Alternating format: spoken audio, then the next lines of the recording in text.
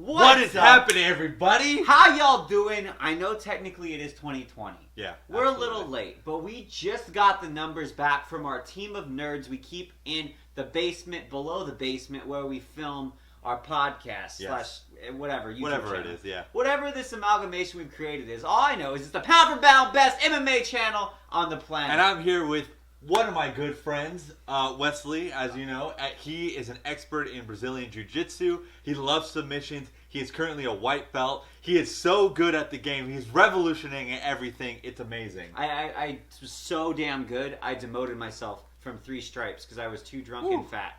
So, white belts breaking down the top 5 submissions in 2019. And this is our power rank. So when we made these guys, as always, we had to take into account the level of opposition that the fighters were facing. Yep. So if they submitted someone who was better, we favored them a little bit. That being said, if you disagree with us or there's a submission that we don't have on our list, comment down below. You're wrong. I always say it. If you disagree with us, you are wrong. Like I said, we had a team of nerds. We do not pay. We barely feed that came up with this list. They live, breathe, sleep, and sometimes even die MMA. I love how you're talking about us in the third person. Yeah, that's the best. Anyway, it was us. We don't feed ourselves. So this is the top 5 submissions of 2019. Let's go. So, obviously, we have to get an honorable mention to the Bulldog choke from Robbie Lawler. But this is not the Bulldog choke, because this is the most memorable moment from that fight. Here we go, baby.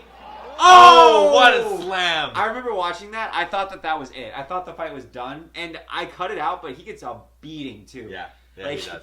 It's one of those fights where I was like, this didn't get stopped. The thing that was so wild is that everybody was so hype on Askren, and they were like, once weird. this fight happened, everybody took like 300 step backs and went, ooh, wow, that was a wild ass fight. Especially because Robbie Lawler basically just like, you know that event, the strongman event where they do the kilts, that Scottish games where they throw the log? It's basically like that was Askren. He was just that log. Yeah. I had to put this actual submission on here. It's a Bulldog choke, which you never see, so that's rare. Lawler's a great fighter. Yeah. That's good opposition. And you know what? It's just a significant ass submission because it was ass. It was an ass fight. It was super exciting. Askren definitely had one of the more memorable runs in the UFC, regardless of what you say about him. Yes. I will say, because I know a lot of people don't think this was an actual submission, I'm going to go out here on a limb and put my MMA career on the line and say... You think it was legit? I do think it was legit. I can never decide, man. I've never been choked in this submission because it's so damn rare. I get choked a lot. Well, it's more painful, right? I don't. Than anything. That's the thing. Like, there were some. I saw some breakdowns. Some Brazilian Jiu-Jitsu black belts were saying like the way he has a squeeze can cut off the artery. Okay. See the way he's got it. They're like, oh yeah, and even when he had it over Robbie's temple, they were saying you can't actually choke somebody out with the blood choke here. Interesting. I don't know. This is above my pay grade. The only expertise I have in chokes is that I tap to them a lot, and I'm such a good tapper. I haven't actually been put out yet, so I don't feel like I have no idea. But it was a hell of a submission, and Ben's hair looks amazing in this picture, so I feel like it has to get an honorable mention at the very least. So now we're gonna go ahead to number 5, classic rear naked. Yeah. Boring choke. The most boring submission in the UFC is the rear naked. The only times you can describe in a sentence rear and naked and have it be so incredibly boring, it's rear naked. But it was a significant choke. It was so significant. I love Dustin Poirer. I love striking in general. I love good strikers, and I was rooting for Poirer the whole entire time. It was more of my heart wants him to win, but my brain knew Khabib was gonna fuck him up. And that's kind of what happened. Yeah, it was rough. Like we said, we favored exotic submissions. We favored really cool submissions. But if you look at it from like a perfectly executed technique, this rear naked and just the whole ground sequence that led up to it, the whole fight honestly was just a masterclass. And I think this is by far the highest opposition that any of the fighters faced on the list, which is why it made the list. Yes. Submissions don't happen very often. No, surprisingly. Like, you would think they would happen a lot more, so when there's one in a championship level fight between 2 amazing fighters at arguably the best weight class in the UFC. And it was to be fair, it was because Poirer was completely gassed at that point. he was done. Ugh. Khabib's got a squeeze too. You can just tell the faces that fighters make. Like, look at Dustin's fate there. It's just brutal. Yeah, it is. I feel like he shouldn't be not the Eagle, but maybe like I don't know. Anaconda, but the anaconda like needs to be something more violent, like I don't know, like the chimpanzee strangler or something. Or the alligator or something. Yeah, like that. something like that, right? Khabib needs to be doing this the whole time, you know? So, guys, number 4, damn heel hook. The only heel hook this year in the UFC, which is crazy. So, if you guys don't know the Brazilian Jiu-Jitsu world at all, leg locks. Educate me, because I'm not even a white belt, so go ahead. Everybody's a white belt, except for people who are, good. So... heel hooks and just leg locks in general have really been like the meta for submission grappling for like the last year, 2 years, 3 years, even longer, some people would argue. And everyone was saying like, oh yeah, 2019 is going to be the year that there's going to be tons of leg locks in the UFC, tons of leg locks top level MMA. We've never really seen it before except for Rusmir Poirer, and he was just a scary son of a bitch. He was the scariest fire hydrant I ever did see. And it just didn't happen. This was the only heel hook this year. And it had to be on here because Cyril Gane is a damn heavyweight. So whenever you have a big man, beautiful heel hook. Whenever you have a big man that can pull off heel hooks, I'm about it. He also sat back, by the way. He sat back. Again, I'm a white belt, so I can do nothing. That's just nasty, right? I can do nothing to break down the intricacies of this move because I'm legally not allowed to do them. The cops will arrest me if I try to. But... it was just a gorgeous submission. It was beautiful. He put all his weight into that. And was just the performance as well. He was beating that ass, striking. Like, I'm so hyped. Cyril Gaines is one of my top prospects in the UFC right now, and my top prospect at heavyweight, barely edging out Greg Hardy. Kidding. He is very much edging out Greg Hardy. Although he did pretty good against Volkov. Like, that was surprising. Greg Hardy, yeah, I fucking hate Greg Hardy, but that's just another But thing. it's heavyweight. It is heavyweight. And Cyril is awesome. He sat back for that heel hook. It was just gorgeous. And just anytime you see, like, I love watching Werdum fight for the same reason. Whenever you see, like, just a massive, enormous 99th percentile sized human being executing a technique with such brilliance, that technical mastery and that size is just the coolest thing to see in MMA, I think. Agree. But number 3, Peruvean necktie. This sounds like something your Hispanic uncle would wear to a wedding.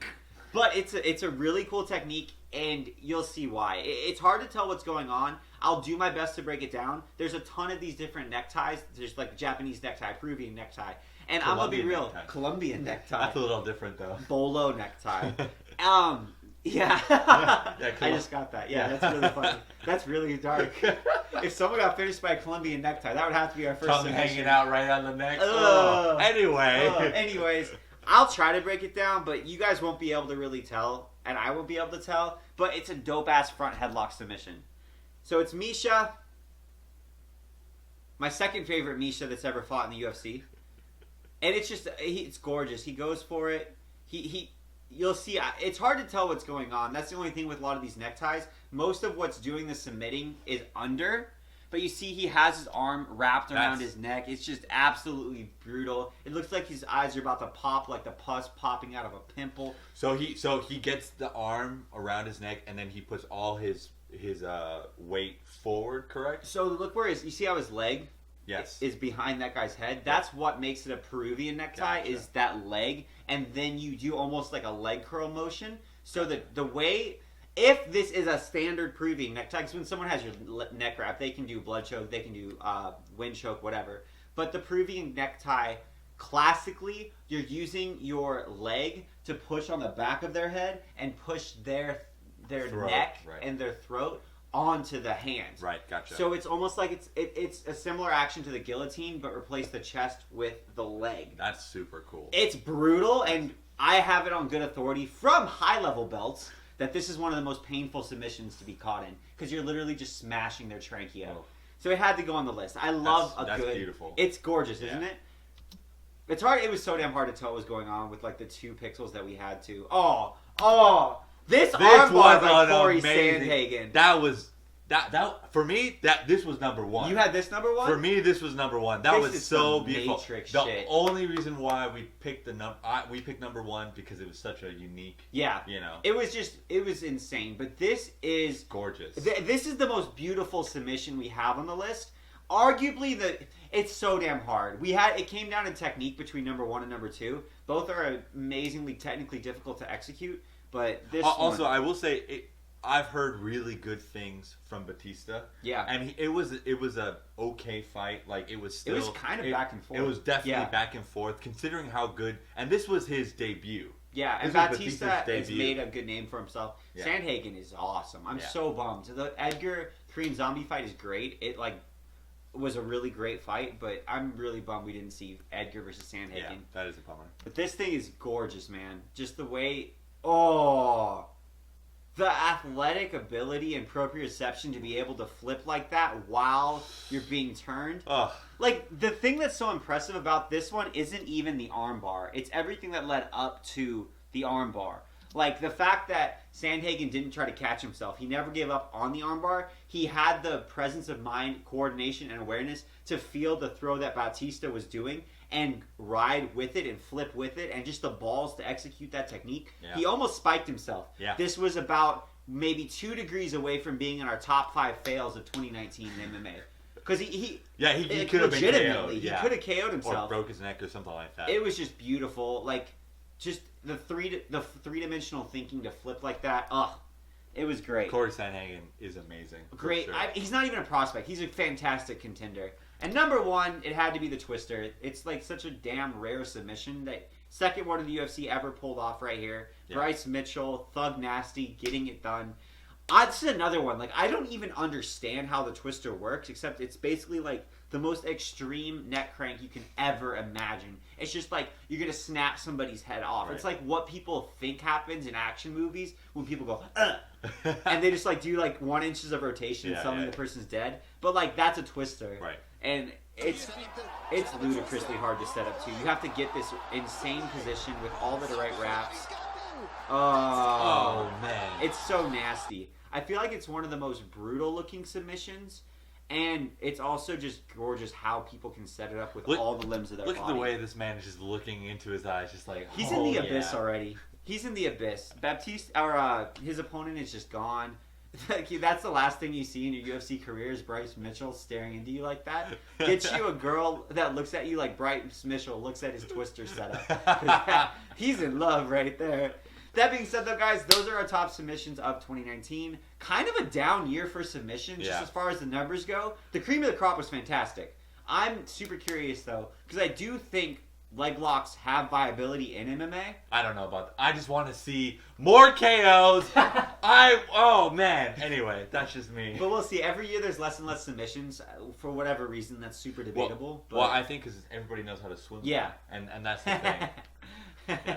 Deep waters on the ground. Deep waters on the ground, yeah. That's the thing, though. It's like, there should be the same way you have boxers coming in, right? And or not even boxers, but strikers with distance management and all these kinds of things.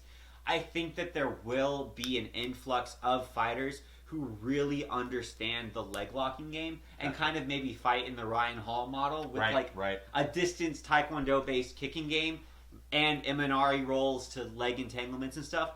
I think that could be a super viable... Damn, I'm just like throwing the dictionary at this fucking video. I'm sorry. I think that could be a good way fight. Break leg. There we go. Thanks for watching, guys. Sometimes we really appreciate it. We cuss a lot. We use big words. You don't know what version of us you're going to get. You never know. I think it's because this was the daughter room of the family who lived in this house beforehand. I feel like I need to be on good behavior or something. But whatever. Out of here with these SAT-ass, bougie-ass words. Thanks for watching. We appreciate it. You guys have a good one.